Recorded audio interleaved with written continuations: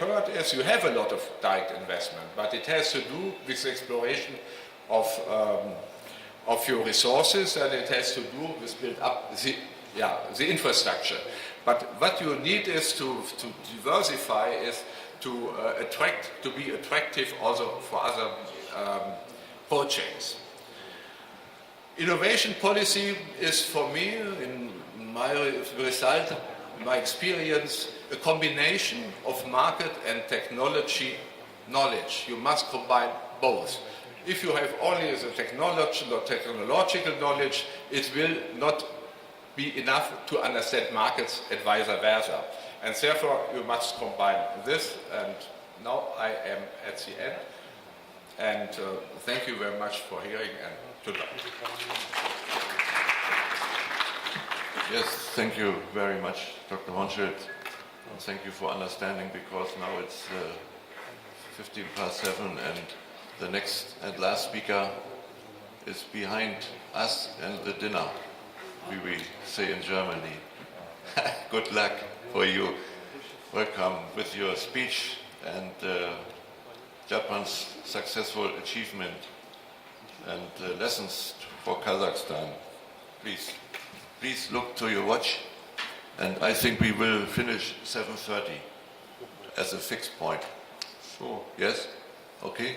Right. You agree with me? Yeah, sure, okay. Of course. Thank you very much for introduction, and I think, well, I shall skip. Actually, my organization is NATO, which might be equivalent of NATD in Kazakhstan, and actually we are in the past, we are very fortunate to have been able to achieve a very high growth rate of economic growth. And just skip some of those slides.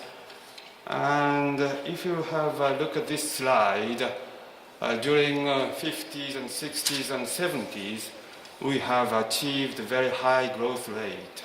And even under the oil crisis, we had been able to achieve those economic growth, and actually we have been succeeded in changing those crises into opportunity. And the reason why we were able to do that was because I think, first of all, some sort of bottom-up approach by involving all kinds of stakeholders in Japan. And I think, innovation cannot be the purpose itself. The innovation should be ways and means for achieving sustainable growth. And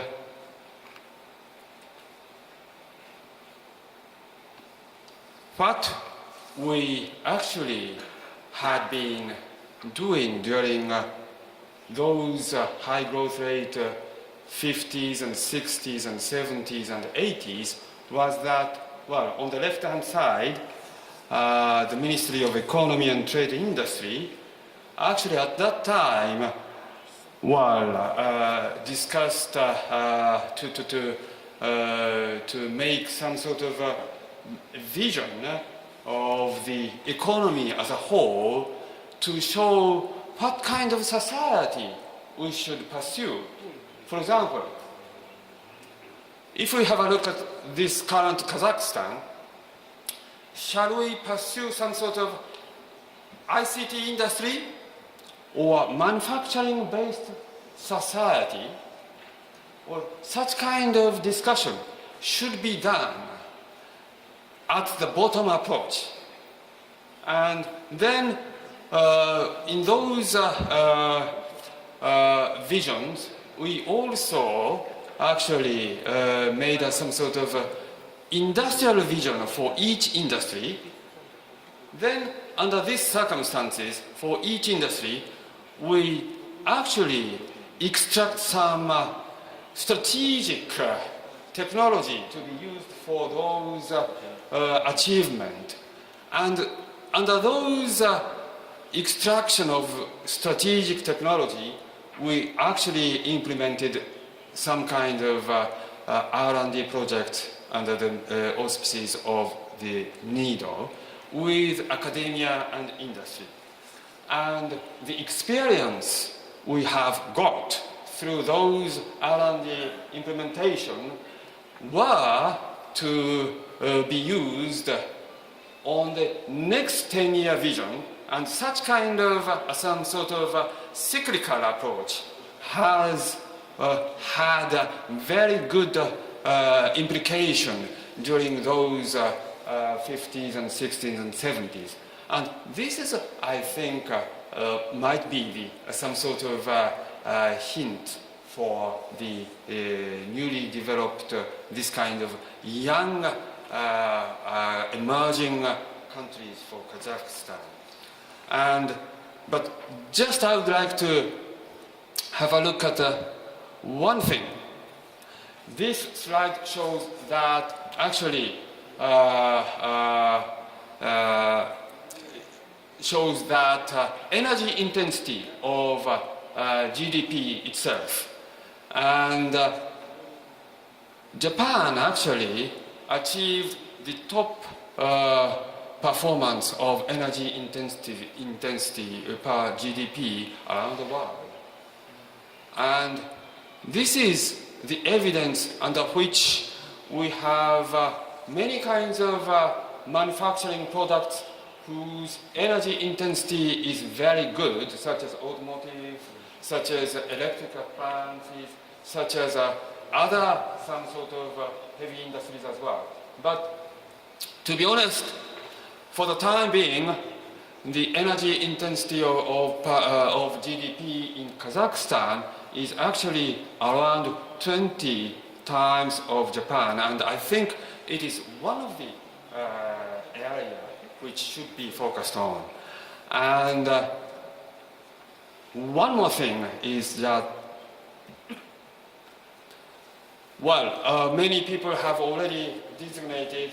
Actually, I would also like to emphasizing on some sort of culture facet. And in Japan, most of the companies, even private companies, do have some sort of mottos, and under which they are normally not pursuing some sort of lucrative business, but rather than that, they are pursuing, contributing some sort of establishment of the society itself. And so therefore, the third point is some sort of this kind of culture or way of thinking would be the solution for the new innovation. Thank you very much for your comment. Yes, it was short. Thank you very much.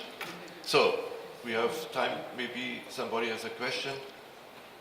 Late, too late? Okay. Then I think I will make a short conclusion. First, let me thank you again, all members of National Innovation Fund, our new agency of technology development, transfer and technology and development.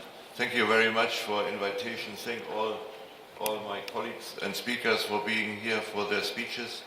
I think for an event which started at 3 o'clock and now it's near 7:30, it's a long afternoon.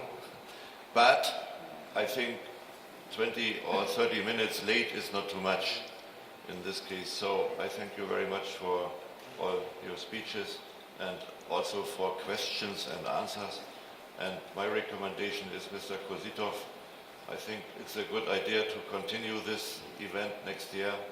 I think the quality of the speeches and also the different perspectives and also experiences are very, very important to continue.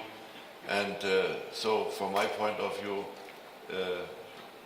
I was here the third time now, and I feel and there's a progress.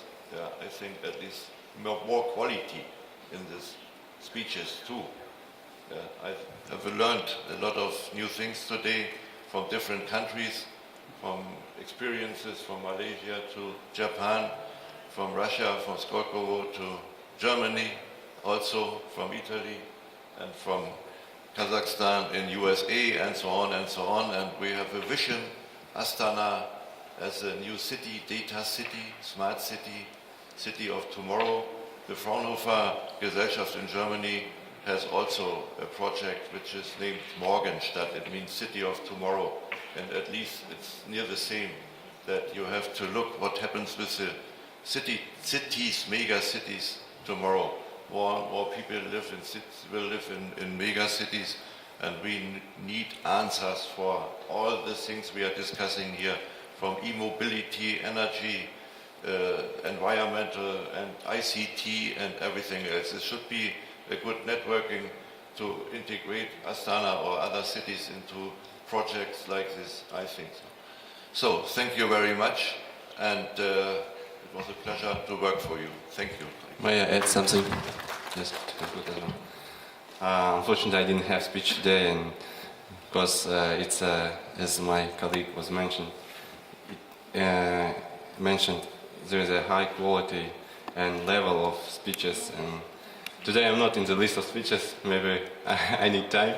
Yes, but first of all, I would thank again all speeches, all guests who left and still with us, brothers from Tatarstan, Malaysia, guests from Japan and Germany. And first of all, I would like to thank Mr. Burgachil, Professor. Thank you for moderation. And I wanted to say that now we are developing the concept of innovation development up to 2020. It's a task of our president. And I think a lot of very fruitful thoughts were expressed today, and definitely they will be addressed and they will be used during the development of this concept.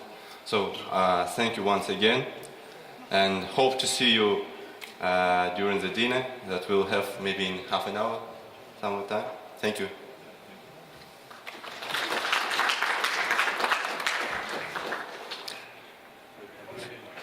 Dear speakers and guests of the Innovation Congress, as you may know, we have a dinner on behalf of the organization committee, which will be at 8 p.m. tonight. So the shuttle bus for the guests and accompanied persons will be, the bus is ready. Just go on the first floor. It's yellow-green bus. So the bus will depart in 15 minutes.